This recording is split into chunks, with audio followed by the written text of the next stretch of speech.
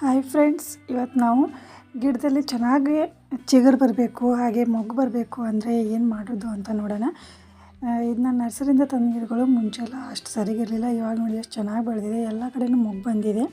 ಇದಕ್ಕೇನು ಮಾಡೋದು ಅಂತ ನೋಡೋದಾದರೆ, ಮೊದಲು ಒಂದು ಬೌಲಲ್ಲಿ ನೀರು ತೊಗೊಂಡು ನೀವು ಈರುಳ್ಳಿ ಸಿಪ್ಪೆನ ಏನು ಕಟ್ ಮಾಡಿ ಇಟ್ಕೊಂಡಿರ್ತೀರೋ, ಈರುಳ್ಳಿ ಸಿಪ್ಪೆ ಏನು ಬಿಡಿಸಿರ್ತೀವಲ್ವ, ಆ ಸಿಪ್ಪೆನ ಬಿಸಾಕದೆ ನೀರಲ್ಲಿ ನೆನೆ ಇಡಿ. ಒಂದು 2-3 ದಿನ ಆದರೂ ಬಿಸಿಲಲ್ಲಿ ನೆನೆಸಿಡಿ. ಇದನ್ನ ಬಿಸಿಲಲ್ಲಿಟ್ಟರೆ ಇದು ಈ ಥರ ರೆಡಿ ಆಗುತ್ತೆ. ಇವಾಗ ಇದನ್ನ ಸೋಸ್ಕೊಂಡು ಬಿಡೋಣ. ನೋಡಿ, ಸೋಸ್ಕೊಂಡು ರೆಡಿ ಆಗಿದೆ.